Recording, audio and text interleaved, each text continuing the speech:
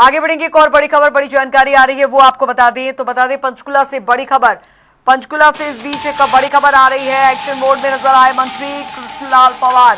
बता दें महिला थाना एसएचओ और एएसआई को निलंबित कर दिया है। जानकारी मिल रही है तत्काल प्रभाव से निलंबित करने के आदेश जो है वो दे दिए गए हैं। दहेज उत्पीड़न मामले में उचित कार्रवाई नहीं करने के चलते ये कार्रवाई जो है वो अमल में लाई गई है। बता दें आपको इस वक्त की ये बड़ी खबर आ रही है पंचकुला से। तो एक्शन मोड में नजर आए मंत्री कृष्णलाल पवार। जानकारी, किसी भी प्रकार की लापरवाही बर्दाश्त नहीं की जाएगी। कृष्णलाल पवार का ये बयान इस बीच सामने आया है। निष्पक्षता से जांच हो, शिकायतों का प्राथमिकता के आधार पर समाधान हो, दोषियों के खिलाफ नियमानुसार कार्रवाई सुनिश्चित की जाए। एक्शन मोड में नजर आए मंत्री कृष्णलाल पवार।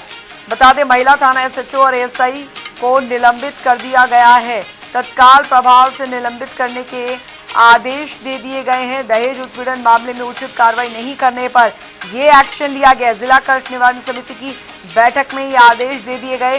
पीड़िता की शिकायत सुनने के बाद ये एक्शन जो है वो लिया गया है। किसी भी प्रकार की लापरवाही बर्दाश्त नहीं की जाएगी।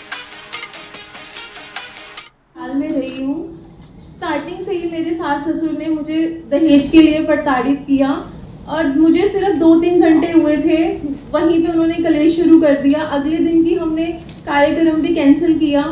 सर, ये टॉर्चर शुरू से चल रहा था बट मैं चुप रही अपना घर बसाने के लिए। सर, सितंबर के महीने इन्होंने प्लॉट लिया अगस्त में, और सितंबर के लास्ट वीक में मेरे ऊपर प्रेशर डाला कि अपने फादर से 6 लाख रुपए मंगाओ।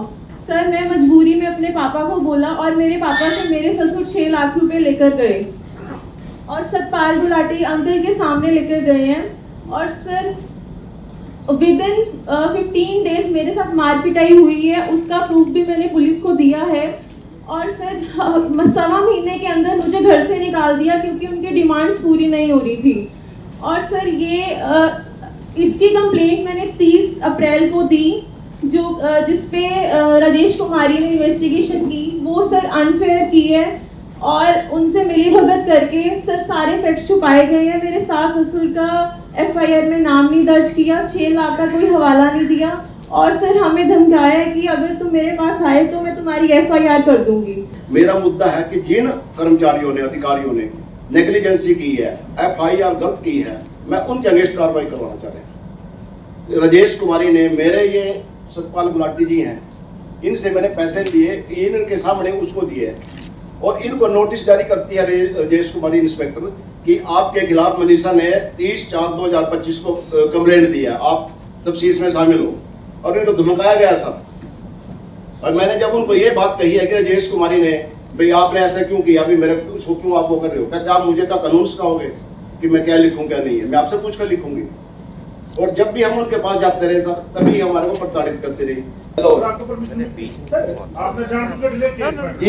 सर, इसको लिपापोती की जा रही आज भी।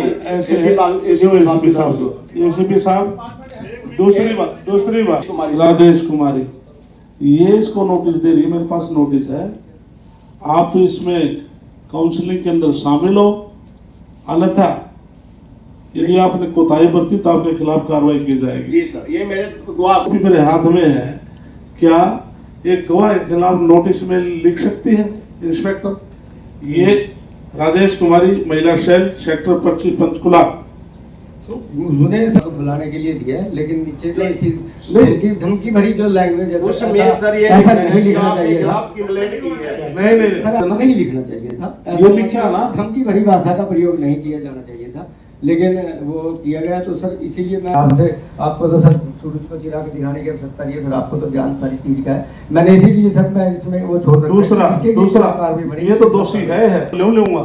दूसरा जो एएसआई है वो भी क्या लिखती है, ये पुरुष प्रधान देश है और महिलाओं को सब कुछ सहन करना पड़ता है, ये देश हमारा है। इस प्रकार की भाषा का सर प्रयोग एएसआई का ये देखो सर, मैं इस प्रकार की भाषा से सहमत नहीं इंस्पेक्टर।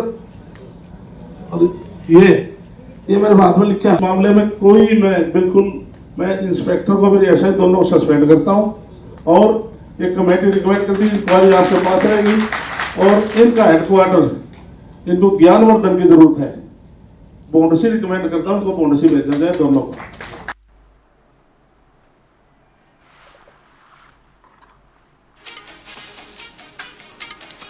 तो पंचकुला का ये मामला है। पीड़िता की शिकायत सुनने के बाद तुरंत मंत्री जी द्वारा एक्शन लिया गया है। किसी भी प्रकार की लापरवाही जो है वो बर्दाश्त नहीं की जाएगी। निष्पक्ष एवं संवेदनशील तरीके से निस्तारण सुनिश्चित किया जाए। शिकायतों का प्राथमिकता के आधार पर समाधान हो, दोषियों के खिलाफ नियमानुसार कार्रवाई सुनिश्चित हो, ये निर्देश दिए गए हैं।